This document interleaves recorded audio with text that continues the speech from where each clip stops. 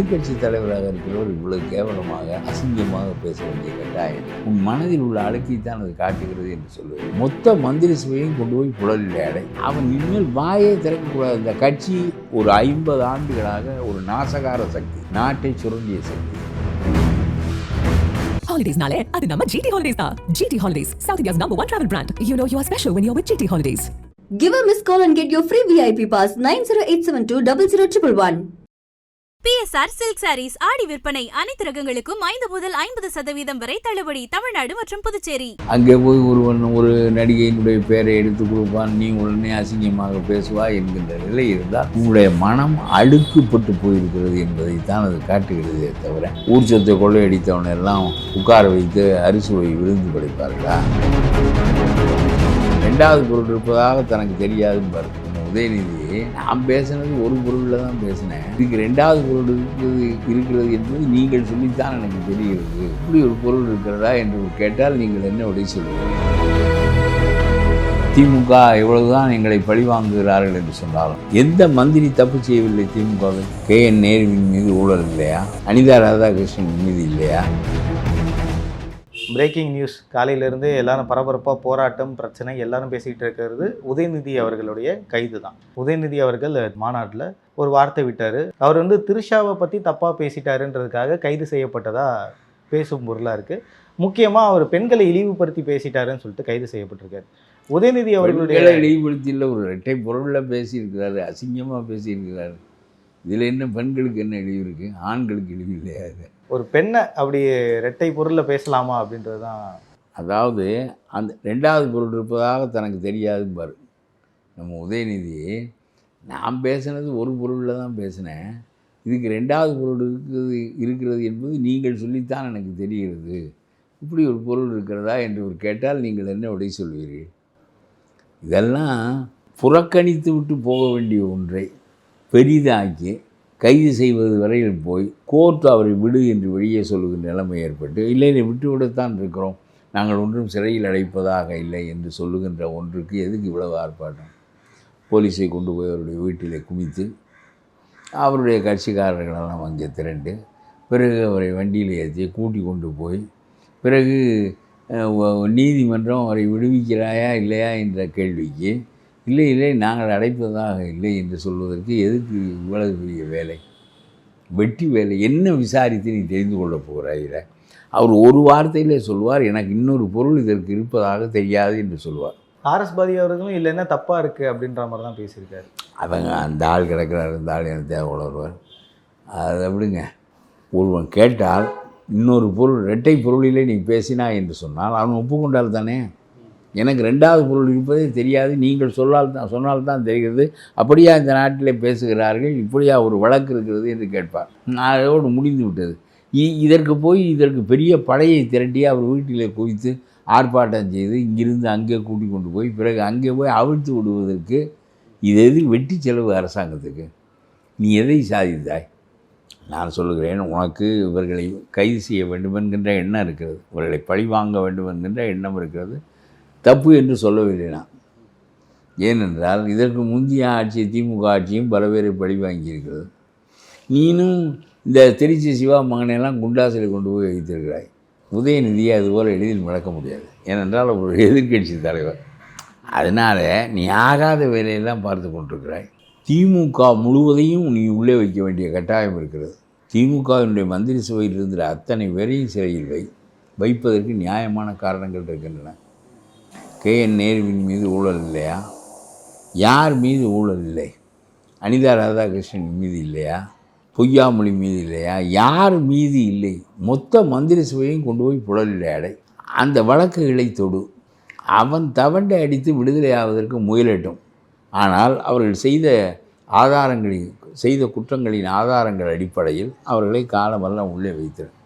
இது பழிவாங்குதல் ஆகாது, இது நெறிமுறையை நிலைநாட்டுதல் ஆகும். ஒரு மனிதன் ஊர் சொத்தை அடித்தவன் சிறையிலே இருப்பதற்கு கடமைப்பட்டவன் என்று தான் அதை சொல்வார்கள்.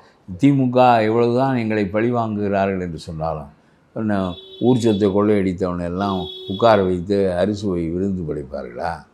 எதை செய்ய வேண்டுமோ அதை செய்யாமல் இவர்களின் மீது உன்னுடைய கைக்கு அரசாங்கம் வந்து விட்டது. அவன் என்னென்ன செய்தான் என்பதற்கு 1000 காரணங்கள் இருக்கின்றன. இன்னமும் KN நேருவின் மீது அதுக்கான வழக்குகளை அந்த அரசு அவர் மீது போட விடவில்லை. இப்பொழுது உனக்கு என்ன தடை? துரைமுருகனின் வழக்குகளை எடுப்பதற்கு உனக்கு என்ன தடை? எந்த மந்திரி தப்பு செய்யவில்லை திமுகவில்? அவர்களெல்லாம் பிடித்து கொண்டு உள்ளே வை. உனக்கு திமுக மந்திரிகளைத்தானே உள்ளே வைக்க வேண்டும். வைப்பதற்கு நியாயமான காரணங்கள் இருக்கிறது. அப்படி நீ செய்வது தர்மத்துக்கு உகந்தது என்று பேசப்படும். இப்பொழுது நீ செய்தது மடத்தனமானது, முட்டாள்தனமானது. உனக்கு ஆளத் தெரியவில்லை, அதிகாரத்தை பயன்படுத்த தெரியவில்லை. பேடிகை வாழொக்கும் என்று வள்ளுவன் சொல்லுவான் தெரியுமா உனக்கு? வாழ் ரொம்ப பெரிய வீர ஆயுதம், கொலைக்கருவி அது. ஆனால் அது பேடிகையில் இருக்குமானால் அது எவ்வளவு பயனற்று போய்விடுமோ. பேடிகை வாழொக்கும் என்றே சொல்லுவான். அது எப்படி பயனற்று போய்விடுமோ அதுபோல் இவர்கள் கையில் இருக்கிற அதிகாரம் பயனற்று போய்விடும். இவர்களுக்கு அந்த அதிகாரத்தை பயன்படுத்த தெரியாது. உதயநிதி பேசியிருக்கிறார். கள்ள லாட்ரி விற்றவன், கள்ள டிக்கெட் விற்றவன், இன்னும் கள்ள போதை மருந்து விற்றவன், இவனெல்லாம் மந்திரியாகி விட்டான் என்று பேசியிருக்கிறார். இதே அவர் அரெஸ்ட் பண்ணி உள்ள வேனில் ஏற்றும் போதே இதை எப்படி பார்க்குறீங்கன்னு கேட்கும்போது நான் இதை காமெடியாக தான் பார்க்குறேன், இவங்க வந்து பஞ்ச் ஆஃப் இடியட்ஸ் சரியாக அவர் பண்ணால் ரொம்ப பெரிய வீர செயலாக பார்க்குறேன். அது அந்த ஆளுக பண்ணியிருக்கிற ஊழல்களும் தப்புகளும் கொஞ்சம் நெஞ்சம் இல்லை. என்ன அதை அவர் எவ்வளவு சாதுரியமாக பேசுகிறார் என்பது முக்கியம் இல்லை. போய் ஒரு எதிர்க்கட்சி தலைவராக இருக்கிறவர் இவ்வளவு கேவலமாக அசிங்கமாக பேச வேண்டிய கட்டாயம் என்ன? உன் மனதில் உள்ள அழுக்கைத்தான் அது காட்டுகிறது என்று சொல்லுகிறேன். காவிரி வைட்டல் லிங்க் தமிழ்நாட்டுக்கு, அது உயிரோட்டமான இணைப்பு.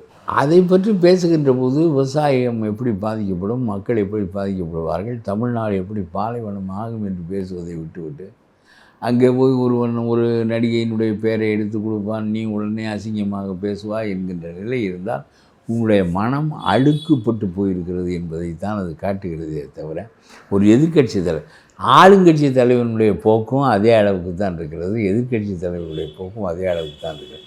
2 பேரும் எழுதி கொடுத்து படிப்பவர்கள். 2 பேருக்கும் சொந்தமாக பேச தெரியாது, சிந்திக்க தெரியாது, சிக்கல்களை புரிந்து கொள்ள தெரியாது. 2 பேருக்கும் யாராவது எழுதி கொடுக்க வேண்டும். இவர் எழுதி கொடுத்ததை சட்டமன்றத்தில் படிப்பார், அவர் எழுதி கொடுத்ததை சட்டமன்றத்தில் படிப்பார்.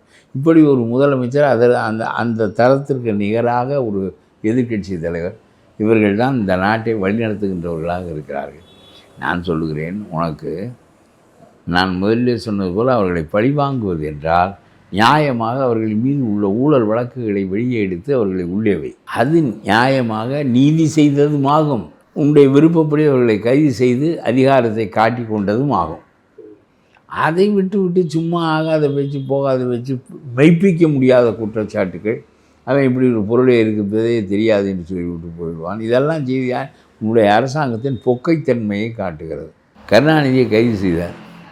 கருணாநிதி ஏக ஆர்ப்பாட்டம் செய்தார்.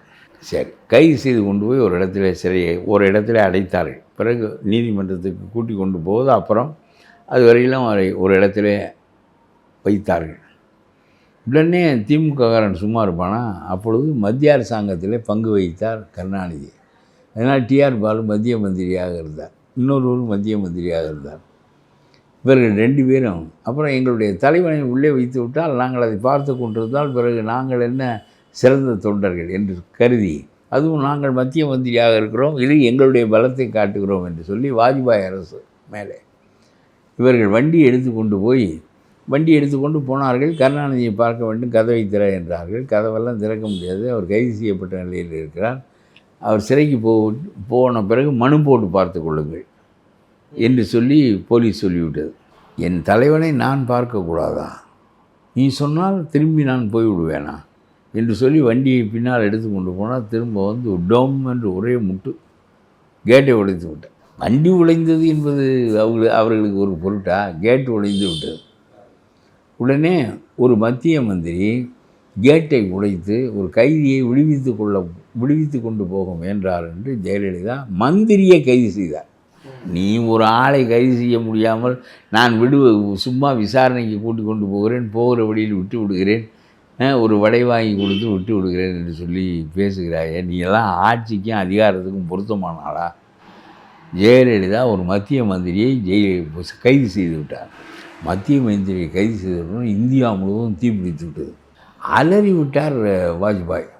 அங்கிருந்து ஜெயலலிதாவுக்கு தொலைபேசியில் சொல்லி விட்டுவிடு என்று சொன்னார். அதை எப்படி விட முடியும்? ஒரு கைதியை விடுவித்து கொண்டு போக முயலுகின்ற ஒரு மனிதன் சட்டத்திற்கு மாறானவன். அவனை எப்படி நான் விட முடியும்? கேட்டை அவன் உடைத்திருக்கிறான்.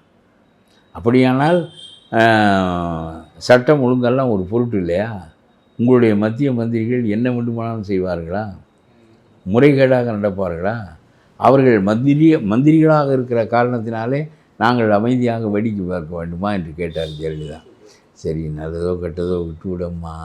அப்புறம் ஒவ்வொரு மாநிலத்திலும் இருக்கிறவன் மத்திய மந்திரியை நாம் கைது செய்ய அதிகாரம் இருக்கிறது என்று ஒவ்வொருவனும் இதை ஆரம்பித்து விடுவான். எந்த மத்திய மந்திரியும் எந்த மாநிலத்திற்கும் பயப்படுவார்கள். இத்தகைய நிலை கேவலமாக போய்விடும். பிறகு யாருக்கு அதிகாரம் இருக்குது? தவறு செய்தால் எந்த ஒரு மாநில போலீஸுக்கும் அதிகாரம் இருக்குது. குறிப்பாக திமுக தரப்புலேருந்து எப்படி பேசுகிறாங்கன்னா, நிறைய விமர்சனங்களை நாங்கள் முன்வைக்கிறோம். காவேரி பிரச்சனையை பற்றி பேசுகிறோம், நீட்டு பிரச்சனையை பற்றி பேசுகிறோம். இந்த மாதிரி பிரச்சனைகளை அட்ரஸ் பண்ணும்போதெல்லாம் தாவேக்கா வந்து பெருசாக கொந்தளிக்கிறதோ இல்லை போராட்டத்திலேயே ஈடுபடுறது இல்லை. தெரியாது. த்ரிஷாவை பற்றி பேசும்போது ரொம்ப இக்னரண்ட் கவர்மெண்ட். இது இக்னரண்ட் கவர்மெண்ட், அறியாமை மிகுந்த அரசு.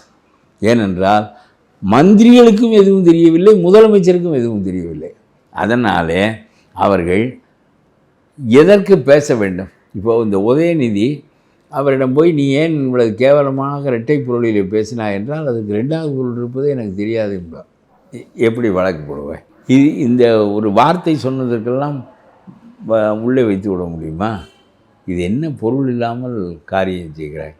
ஆகவே பேச வேண்டியதற்கு உனக்கு பேச தெரியவில்லை, செயல்படுவதற்கு செயல்பட தெரியவில்லை. அதிகாரம் இருக்கிறது, ஆத்திரம் இருக்கிறது, உடனே செயல்படுத்தி பார்க்கிறாய். கோர்ட் ஒன்று இருக்கிறது, அது குறுக்கெடுக்கிறது போது இல்லை விட்டு விடுவதற்கு தான் கூட்டிக் கொண்டு செல்கிறேன் என்று சொல்லி மண்டியிடுகிறாய். இது ரொம்ப கேவலமான முறை.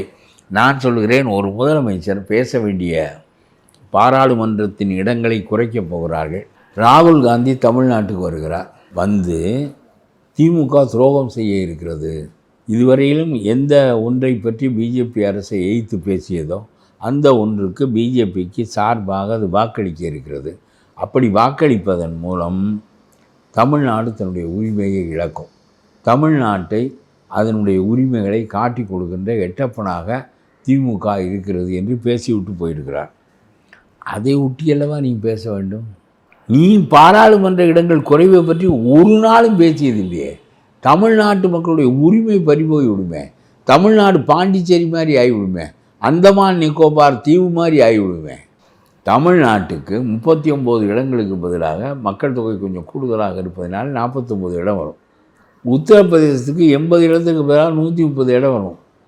உத்தரப்பிரதேசம், ராஜஸ்தான், மத்திய பிரதேசம், இப்படி ஒரு 5 இந்தி பேசுகிற மாநிலங்களின் மொத்த எம்பிக்களின் எண்ணிக்கை 50%, அரை பங்கு. 24 மாநிலங்களும் சேர்ந்த அரை பங்கு. இந்தியாவை ஆள்வது யாராக இருக்கும்? இந்தி பேசுகிறவன் ஆழ்வான், நாம் கொத்தடிமைகளாக ரெண்டாந்தர குடிமக்களாக இருப்போம். உனக்கு பேச தெரியவில்லை, இது என்ன சிக்கல் என்றே உனக்கு தெரியவில்லை. வெளிப்படையாக பேசுவது குற்றம் என்று நீ சொல்லுகிறாய். கொதிக்கிறாய், கொந்தளிக்கிறாய், வானத்துக்கும் பூமிக்கும் தப்புகிறாய், போலீஸை ஏவுகிறாய், கைது செய்கிறாய். ஆனால் பாராளுமன்ற இடங்களின் குறைவை பற்றி பேசுவதில்லை. மேகதாதுவை பற்றி முறையாக மக்களிடம் எடுத்து வைப்பதில்லை. எதிரிக்கு எச்சரிக்கை விடுவதில்லை. எதுவும் செய்வதில்லை. மக்கள் நலனுக்குரிய எதை பற்றியும் பேசுவதில்லை. உங்களுடைய ஆட்சியை ஊமைத்துறை ஆட்சி என்று சொல்லுகிறார்கள்.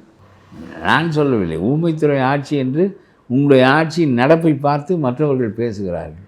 அதனாலே என்ன செய்ய வேண்டுமோ அதையெல்லாம் செய்வதை விட்டுவிட்டு செய்யக்கூடாததை, செய்ய தேவையில்லாததையெல்லாம் செய்து கொண்டிருக்கிறாய். கொஞ்ச நாளில் உங்களுடைய அரசு ஒரு பொக்கை அரசு, உள்ளீடற்ற அரசு, அது விழுந்துவிடும். ஐயா, இப்போது விஜய் அவர்களுடைய ஆட்சி பொறுப்பையும் தாவேக்காவுடைய ஆட்சியும் பற்றியும் நிறைய பேர் விமர்சனங்களை வைக்கிறாங்க. அதாவது பல தரப்பில் இருக்கக்கூடிய பல அரசியல்வாதிகள் விமர்சனத்தை வைக்கிறாங்க.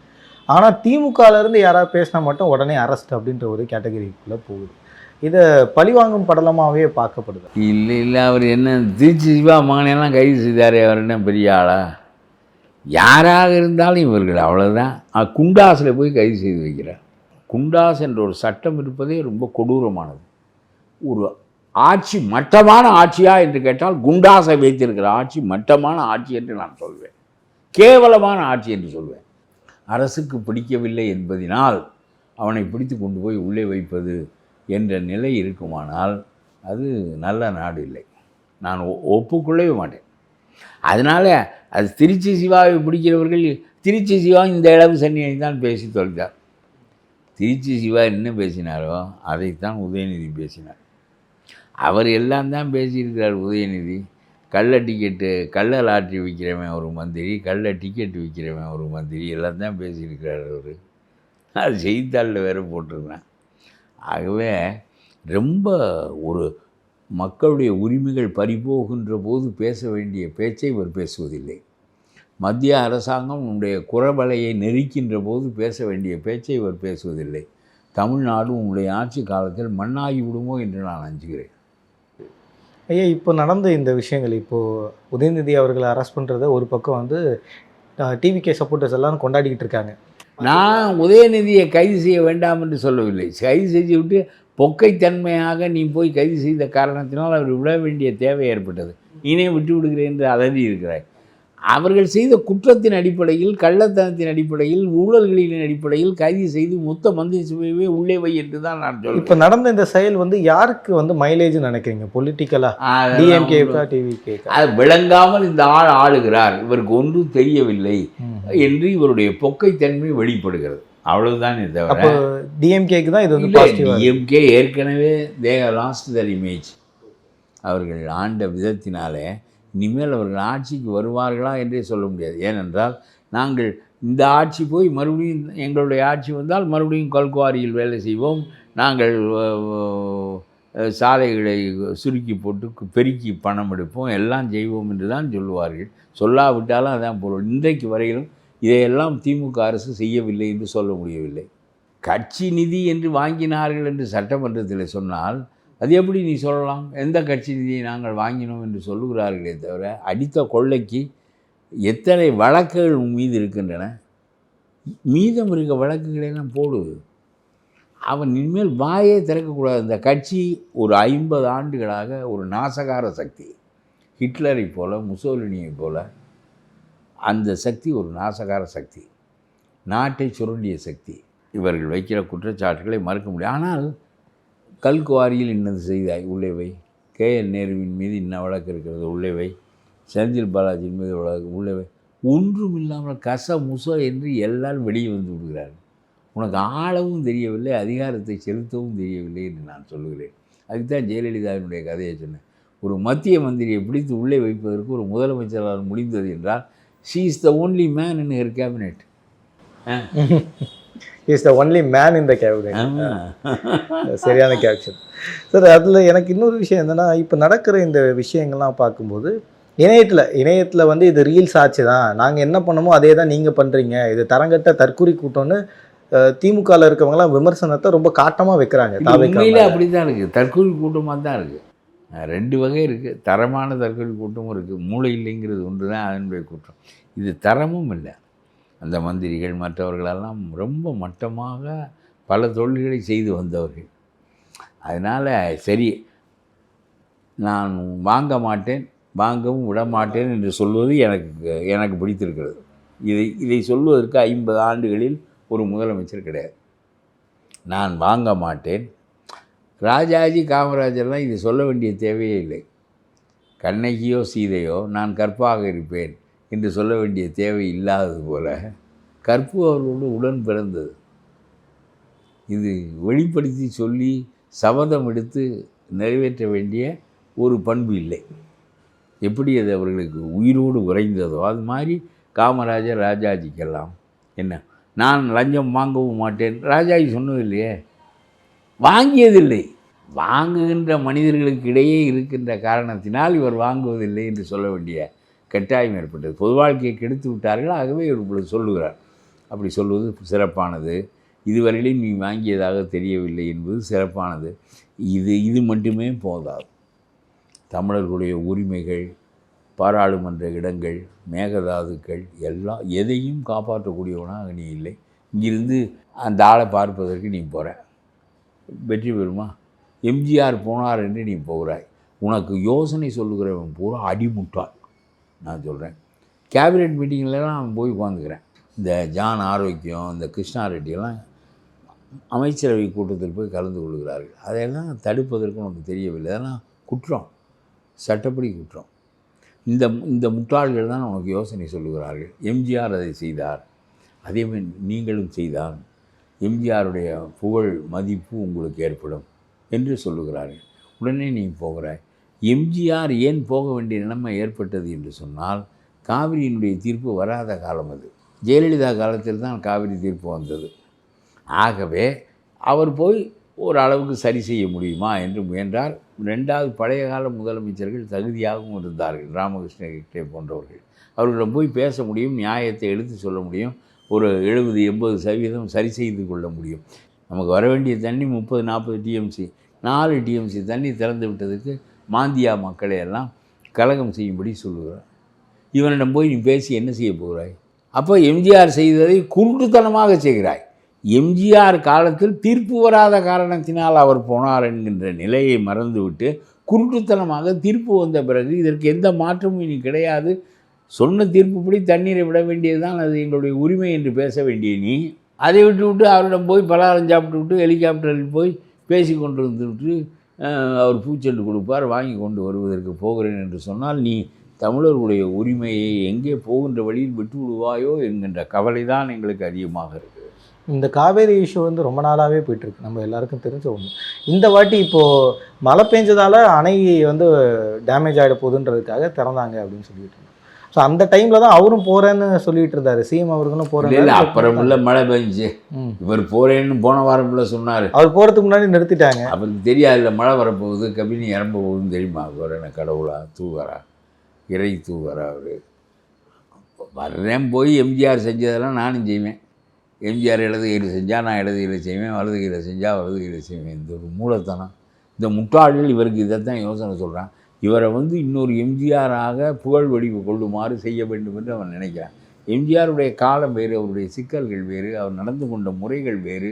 எல்லா காலத்துக்கும் எல்லா மனிதர்களும் பொருந்த மாட்டார்கள், புரிகிறதா? அதனால் நீ வந்து போகிறேன் என்று சொன்னது அந்த எம்ஜிஆருடைய புகழ் உருவை அடைவதற்காக.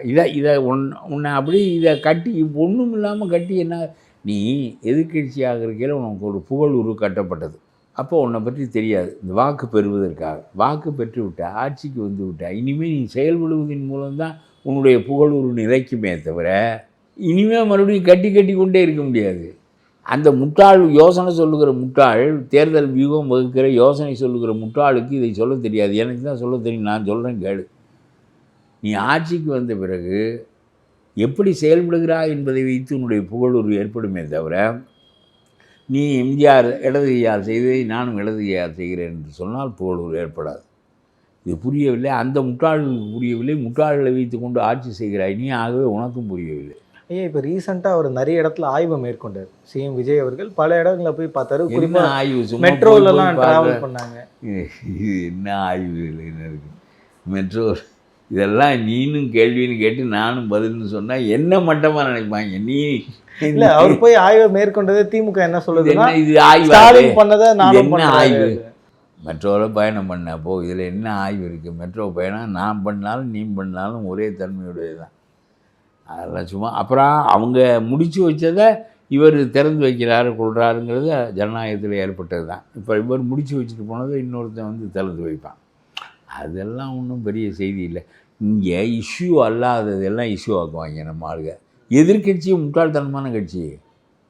நான் தான் சொல்கிறேன், எதிர்கட்சி தலைவரும் பார்த்து படிப்பார், ஆளுங்கட்சி தலைவரும் பார்த்து படிப்பார். ரெண்டும் ஒரே தரம். இந்த நாடு என்னென்னு விளங்கும். நிறைய உரையாடலில் நிறைய விஷயங்களை வெளிப்படையாக பேசுனீங்க, ரொம்ப நன்றி.